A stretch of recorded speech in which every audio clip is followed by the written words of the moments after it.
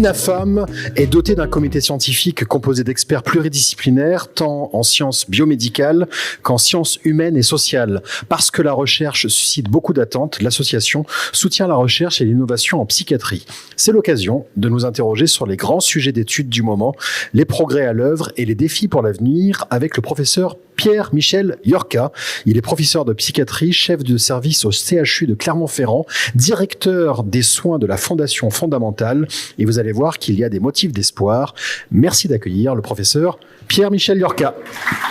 Bonjour. Je suis tout à fait... Je peux ? On avait envie de vous mettre dans le noir, en fait, pour commencer. Non, mais pas de souci.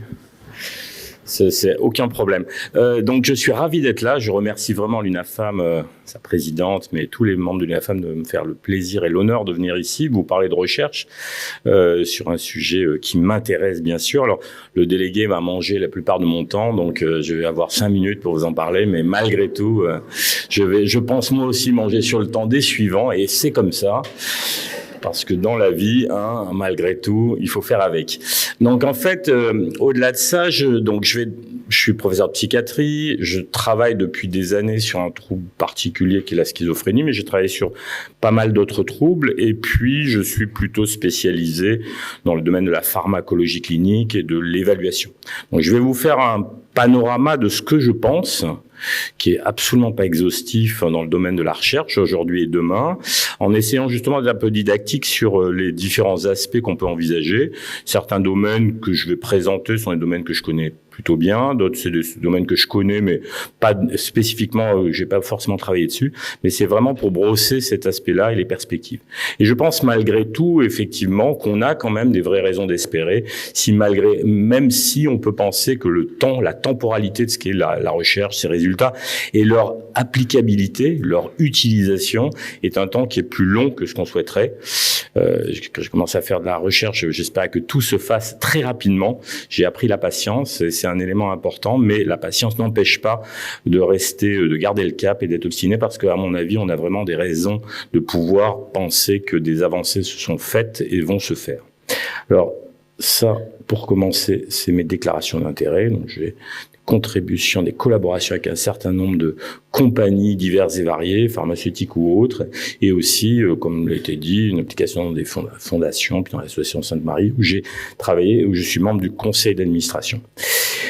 Donc, pour commencer, juste un élément qui est juste un schéma qui me sert à positionner la problématique, un certain nombre de problématiques que j'ai abordées au cours de cette revue de la problématique de la recherche. En fait, le modèle médical qui s'est forgé à partir du 19e siècle est un modèle qui est basé sur cette succession, on peut le prendre dans un sens comme dans l'autre, de l'enchaînement entre une éthiopathogénie, une cause d'une maladie, dans le modèle médical, une physiopathologie, modification du fonctionnement normal de l'organisme, des organes et de l'articulation, enfin des interconnexions des organes entre eux, et ensuite une expression clinique de signes et de syndromes. En fait, en psychiatrie, parce que l'organe principal, mais il a bien été dit que la psychiatrie, les troubles psychiques sont des troubles qui dépendent de pas mal d'organes, mais il y a un organe important qui est le cerveau. Et en fait, le cerveau est un organe qui est assez difficile à étudier, beaucoup plus difficile que beaucoup d'autres organes, tout simplement parce qu'il a une grande importance, mais une certaine fragilité, une certaine vulnérabilité. Et en fait, il est bien défendu, entre guillemets, par le cerveau, par le crâne, et par tout le système qui a entraîné une évolution difficile pour la compréhension. Ce qui veut dire qu'en psychiatrie, on a assez peu de données éthiopathogéniques, même si ça a évolué. On a une compréhension physiopathologique qui est un peu limitée. Et on n'a donc pas de maladie. Une maladie, c'est théoriquement quelque chose, un concept, qui n'est plus un concept, qui est l'articulation entre une éthiopathogénie, une physiopathologie, une expression clinique. Et on a des troubles, on parle de disorder en anglais, de troubles en français, qui sont souvent recouvrants, avec des pathologies qui se présentent avec les mêmes symptômes.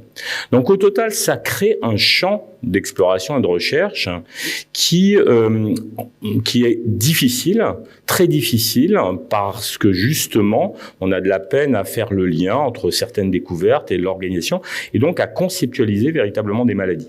Donc en fait, ça c'est vraiment un problème important qui explique la complexité du développement des projets de recherche et des avancées en psychiatrie.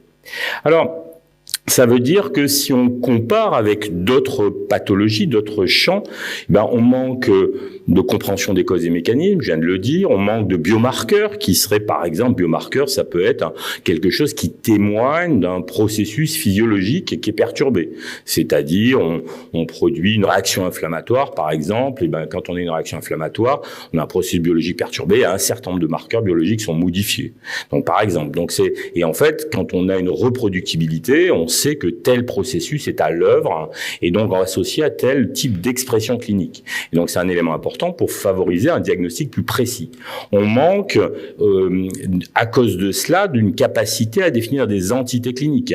Les débats autour des classifications en psychiatrie qui restent extrêmement complexes parce qu'on construit les classifications à partir des groupements de signes et symptômes, mais pas à partir de la physiopathologie et de l'éthiopathogénie. Donc vous connaissez probablement, vous avez entendu parler du DSM, c'est cette classification américaine des troubles mentaux qui avait une visée de recherche qui, quand même, après sa 4e version, avait formulé l'idée que dans la 5e version, on aurait une classification qui serait ancrée, avec des éléments ancrés sur des processus physiopathologiques, voire éthiopathogéniques. Donc ça, c'est des travaux qui ont été mis en œuvre il y a presque 30 ans, 25 ans.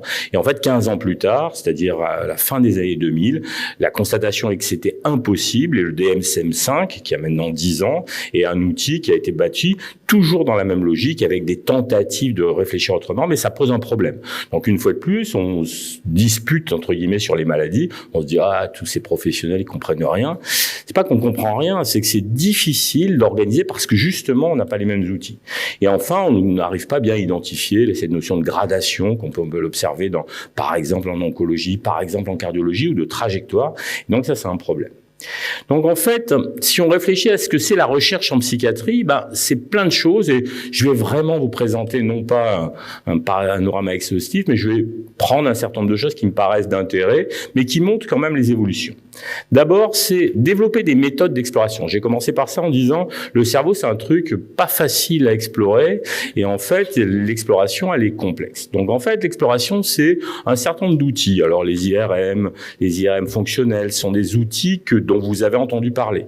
Ce sont des outils qui sont extrêmement importants, qui ont entraîné une compréhension physiopathologique un peu meilleure, pas du tout précise, insuffisamment précise, clairement, pour tout un tas de raisons dans lesquelles je ne rentrerai pas, mais en fait du fonctionnement du cerveau. C'est-à-dire on a pu l'observer autrement que figé sur une image radiologique qui donne une sorte de mauvaise photo de ce qu'est le cerveau, son volume par exemple, mais certainement pas son aspect fonctionnel. On a pu évoluer là-dessus. Des techniques, les techniques tenseur-diffusion, qui est par exemple quelque chose qui montre la connectivité qui existe.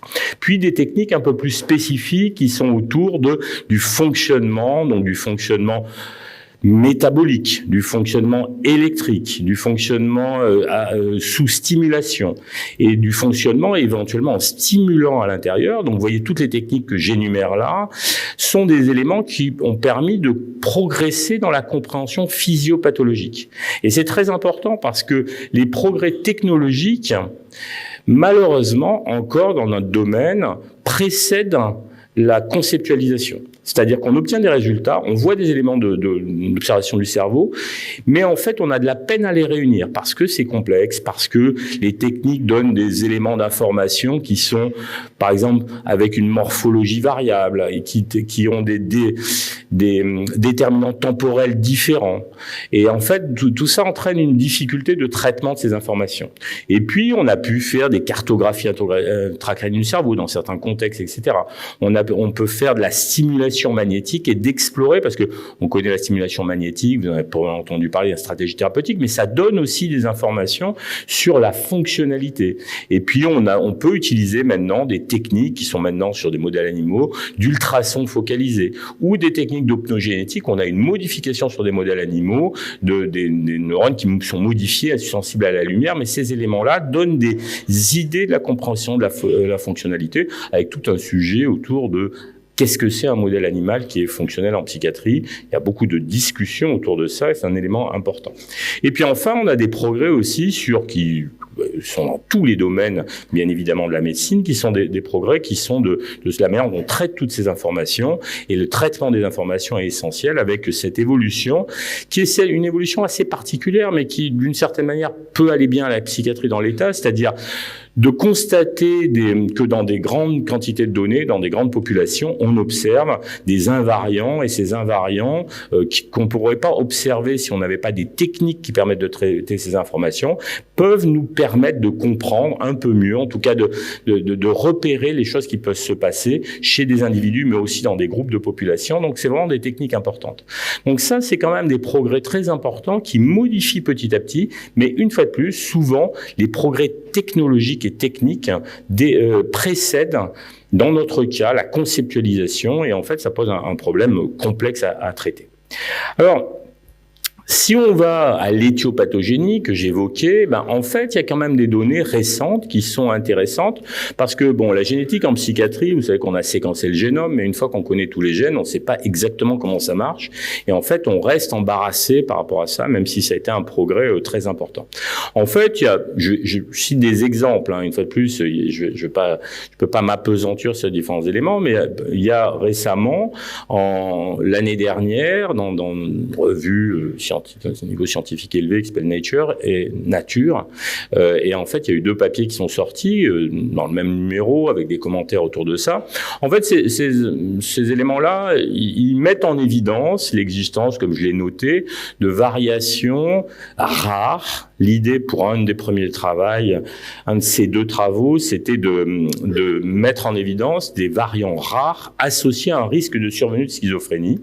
Et donc ils ont mis en évidence des variants qui correspondent de gènes, qui correspondent à une fonction particulière, avec une information dans ce cas-là, non pas de quelque chose qui est prédictif, mais qui pourrait l'être, mais un des résultats importants, c'est que ça permet une compréhension éthiopathogénique de qu'est-ce qui est modifié de façon rare, mais avec un risque très accru de survenue de schizophrénie, qu'est-ce qui est modifié dans la physiopathologie du cerveau, pour parler simplement. Et en fait, dans ce cas-là, il y a des éléments autour des récepteurs glutamatérgiques. Je ne vais pas rentrer dans les détails, mais c'est un élément important parce que c'est un résultat qui, en plus, conjointement, allait avec un autre travail qui était présenté dans cette revue, qui était de dire, on a identifié dans une grande population, en faisant une qualification complète du génome de ces patients-là, des variants qui sont associés à un risque moins élevé, un risque de survenue supérieur à celui de la population générale de survenue du trouble schizophrénique,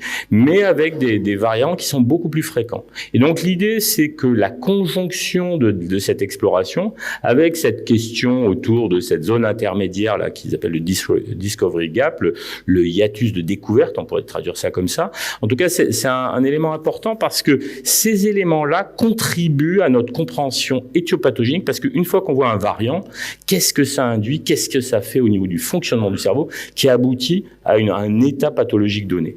Donc ça, c'est vraiment un élément important et ce sont des progrès récents qui ont été aussi facilités par des stratégies, des techniques qui se sont développées, qui deviennent beaucoup plus performantes en termes de précision, mais aussi en termes de possibilité de faire dans des grands volumes et dans une grande population. Alors, la recherche, c'est aussi les stratégies thérapeutiques. Une stratégie thérapeutique, normalement, dans un monde parfait, en fait, ça part on comprend l'étiologie, on voit la physiologie la physiopathologie qui est en cours, et puis on trouve quelque chose qui a un impact sur cette expression physiopathologique ou sur l'étiologie, et en fait, on fait disparaître la symptomatologie. En fait, les psychotropes ont été vraiment marqués par justement cette notion de sérendipité. Vous savez, c'est une sorte de truc, ça se passe et en fait, on découvre quelque chose. Et en fait, au début, je veux dire, par exemple, les antipsychotiques, c'est vraiment la découverte très aléatoire, entre guillemets, parce que un produit entraîne taraxique, un chirurgien, ça l'intéresse, qu'il en discute avec des psychiatres, que ça modifie ça, et on se retrouve avec des médicaments, et quelques années plus tard, on se dit, tiens, mais on se rend compte que ces médicaments interagissent avec le système dopaminergique, et on fait des hypothèses sur la pathologie, sur un mécanisme d'action, etc.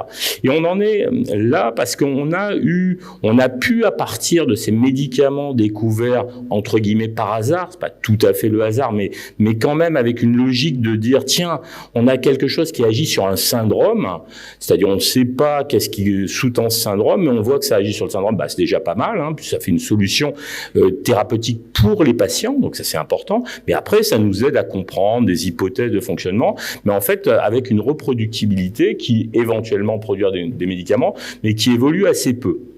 Alors ça, c'est quand même une modalité qui montre ses limites, parce que depuis 60 ans, on réplique ces modalités de compréhension dans la recherche, et parce que pendant très longtemps, on va dire, 25 dernières années, on avait très peu de visualisation, de compréhension physiopathologique.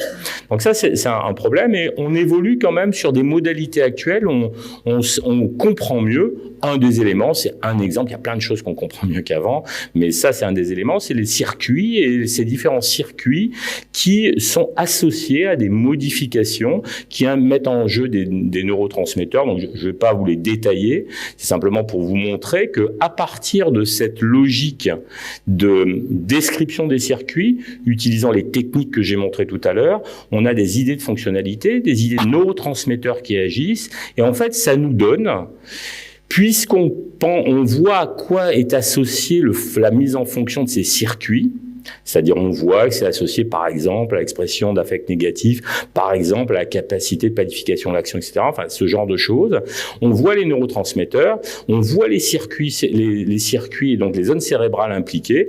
En fait, on peut construire des médicaments dont on pense qu'ils vont soit interagir avec les neurotransmetteurs, soit agir particulièrement dans la zone cérébrale, etc. Et donc on a une capacité de mise en œuvre de médicaments beaucoup plus pertinente.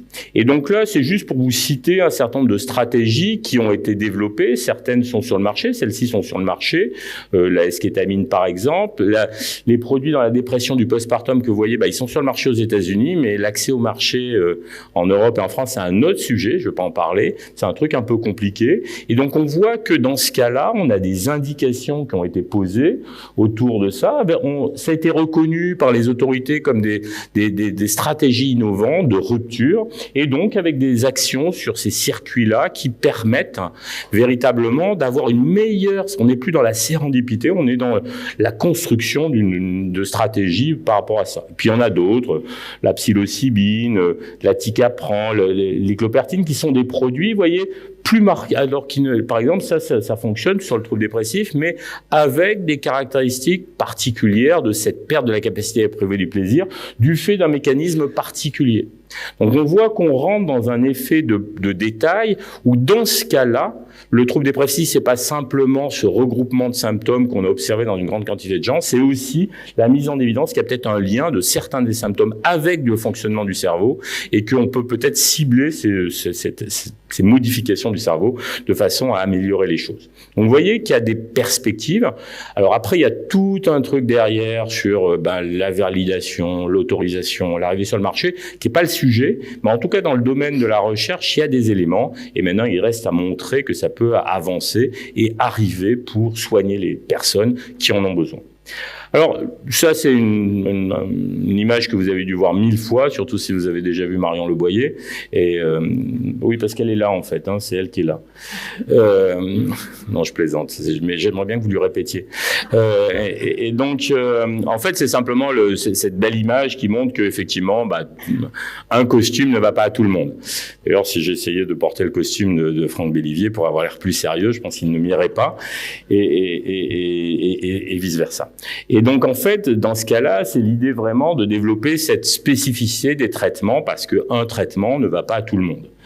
Et en fait, c'est la logique de passage de cette médecine empirique, où on traite tout le monde avec des données qui ont été validées dans des grandes populations, et qui, globalement, dans une grande population, ça marche chez la plupart des gens. Mais donc ça peut exister, par exemple, si on utilise des antipsychotiques pour les troubles psychotiques. Et puis ensuite, l'idée, c'est de voir que si, par exemple, des sujets qui ont des troubles psychotiques ont des caractéristiques immunitaires particulières, eh ben, des immunomodulateurs peuvent modifier. Et l'objectif, c'est d'arriver à chaque patient un traitement, ce qui n'est pas encore le cas dans la plupart des domaines de la médecine. Mais par exemple, l'évolution en oncologie, où on décrit maintenant des sous-populations de 5% des patients qui ont des marqueurs très précis avec des stratégies qui sont ajustées au processus physiopathologique et identifiées grâce à ce marqueur, ça c'est un élément important et c'est quand même malgré tout vers quoi on doit essayer de tendre. Alors la recherche, c'est pas que ça, c'est aussi arriver à montrer que dans des populations, comme une cohorte, les cohortes de patients sur schizophrénie et troubles bipolaires, en fait, il y a plus de gens qui ont un syndrome métabolique, on a parlé de ça tout à l'heure, mais aussi que ces gens-là ne sont pas traités. C'est-à-dire décrire la situation. La recherche, c'est pas que la génétique, c'est pas que les circuits, le cerveau, c'est aussi qu'est-ce qui se passe. Et donc ça, c'est un élément important. Et effectivement, ça a une fonction parce que ça aussi, ça conditionne des stratégies, des politiques publiques qui doivent être basées sur ces éléments-là et pas simplement sur des grandes visions, mais au moins des éléments concrets qu'on perçoit, mais qu'on peut quantifier pour voir justement où est l'enjeu. Ça, c'est un autre élément, c'est la Covid. J'ai pris cet exemple de travail-là, qui est un travail qui a été fait avec l'équipe de santé publique de Marseille, en fait, qui met en évidence que au moment de la Covid, grâce aux données du PMSI, on a pu identifier tous les patients qui ont été hospitalisés pour une cause de Covid dans des services de réanimation en France, de soins intensifs. Et en fait, on constate quoi? En fait, on se rend compte qu'un risque de décès plus élevé, que les gens de moins de 55 ans souffrant de schizophrénie, ils étaient rentrés plus tôt en service de médecine intensive, de soins intensifs, parce que probablement ils avaient des formes plus graves de sous-groupe. Mais aussi que les gens plus âgés, ils rentraient moins en service de réanimation, parce que probablement il y avait, je vais le formuler de manière brutale, il y avait probablement un tri, en tout cas une identification liée au trouble, est-ce que on l'hospitalise en service de soins intensifs ou pas. Ce sont des données globales. Je ne vais pas préjuger de l'intentionnalité. Il faut toujours se garder de ça et pas faire n'importe quoi. Mais malgré tout, c'est quand même un enjeu important. Et ça, c'est aussi de la recherche et avec des données qui sont nécessaires. La recherche, c'est aussi essayer de monter des dispositifs. Ça a été évoqué, le professeur Bellivier a évoqué le PEPR-PROPSI. C'est simplement l'idée de monter ce programme qui a été financé par l'État dans un contexte très compliqué, compétitif, etc. Je ne vais pas rentrer dans les détails. Mais donc l'idée est d'essayer de constituer une cohorte de patients qui sont très caractérisés, de faire des travaux de préclinique pour comprendre le mécanisme d'action, la physiopathologie, voire l'éthiopathologie, d'essayer de valider des biomarqueurs et puis aussi d'essayer de favoriser tout un secteur biomédical, de travailler avec des startups, des industriels et aussi faire de l'éducation parce que c'est un élément important. Il y a une insuffisance d'éducation justement par rapport à l'attractivité. Et donc, c'est l'idée de regrouper les efforts de la Fondation fondamentale, du RHU psychiatre pour utiliser les données, constituer une cohorte. On est en train de mettre en place ce projet et en fait, avec l'idée qu'on puisse véritablement, dans toute la France, recueillir ces informations, construire ces bases de données qui nous permettront, avec beaucoup d'informations, donc c'est un projet, c'est beaucoup d'informations, d'essayer d'avancer vers cette médecine de précision, même si c'est pas encore la psychiatrie personnalisée. Et puis, l'intelligence artificielle nous permettra peut-être, on l'a vu, de traiter en utilisant aussi les autres bases de données, parce qu'il faut travailler à l'international et c'est très important, pour pouvoir évoluer vers les différents éléments d'information qu'on peut recueillir et construire des algorithmes qui permettent de mieux comprendre. Je ne vais pas rentrer dans les détails. Donc en fait, il y a eu un investissement, ça a été évoqué par rapport à ce PEPR-PROPSI, l'Institut de stimulation à Sainte-Anne, l'Institut du cerveau de l'enfant qui est autour du neurodéveloppement à Robert Debré, ce sont des gros investissements qui ont été faits et qui témoignent quand même, qui sont aussi des raisons d'espérer. Donc c'est une responsabilité élevée. Il faut qu'on soit suffisamment bon pour qu'on nous donne pas de l'argent pour rien, ce qu'on va essayer de faire quand même. Mais en même temps, on voit bien que les enjeux, on peut dire alors, si on regarde les pays à côté, il y a des variations, certes, il y a d'autres stratégies, mais on est quand même dans un pays dans lequel on a des investissements importants. Il y a déjà des choses qui existent et donc en fait, il faut quand même malgré tout s'en féliciter, même si tout n'est pas parfait. Donc voilà ce qui est l'objectif, d'arriver à améliorer le diagnostic, créer des plateformes aussi d'outils numériques, à faire de l'éducation, créer vraiment cette économie autour justement des stratégies de développement, et puis aussi pouvoir créer cette formation pour favoriser l'innovation, etc. Alors, la recherche, c'est pas que ça. Pour finir, ça c'est un truc qui a été écrit par Bruno Falissard. Donc bon, n'essayez pas de le lire parce qu'à mon avis, vous allez vous perdre. En tout cas, non, peut-être je préjuge. Moi, disons que quand je l'ai lu, il a fallu que je le relise. Et en plus, j'ai toujours pas compris. Donc bon, mais si je le cite, c'est pas pour dire qu'on peut dire n'importe quoi, parce que c'est pas du tout n'importe quoi. En fait, une question qui se pose, c'est que là, j'ai parlé beaucoup de génétique, de neurosciences, de tout ce que vous voulez. Et en fait, il y a d'autres manières de réfléchir. Et on peut se centrer sur les neurosciences, sur les sciences cognitives, mais il y a plein d'autres manières de réfléchir. Et je pense que c'est un défaut qu'on a, et j'ai évoqué, donc, éthiopathogénie, physiopathologie, etc. Le travailler dans des champs en silo vraiment très centrés, c'est important quand on est un chercheur de ne pas être éparpillé. Mais d'un autre côté, la transversalité est essentielle dans la complexité des troubles auxquels on se confronte et vers lesquels on essaie d'apporter de la connaissance pour trouver des solutions. Et donc, ce que j'ai mis, et c'est pas que ça, par exemple, ça c'est un truc intéressant. Les patient reported outcomes, c'est un truc qui est très à la mode. Sauf que les médecins savent pas ce que c'est.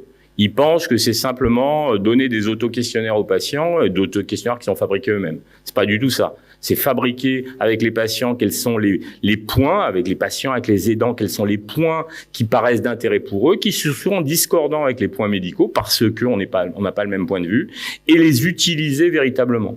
C'est faciliter la recherche participative. C'est très compliqué. Il faut arriver à savoir quelle est la place de chacun. Et on est très balbutiant par rapport à ça. Il faut pas croire que les pays anglo-saxons soient si avancés, mais il y a un vrai boulot. C'est favoriser l'épidémiologie et santé publique. Vous avez vu l'intérêt que ça présente. Il y a beaucoup d'autres travaux à faire.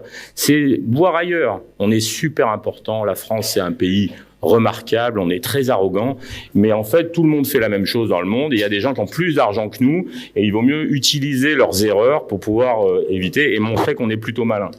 Ça veut dire aussi acculturer l'environnement, parce que c'est important. Je veux dire, l'évolution des pratiques, c'est aussi comprendre à quoi sert l'innovation. C'est pas se dire, ouais, mais on a toujours fait comme ça.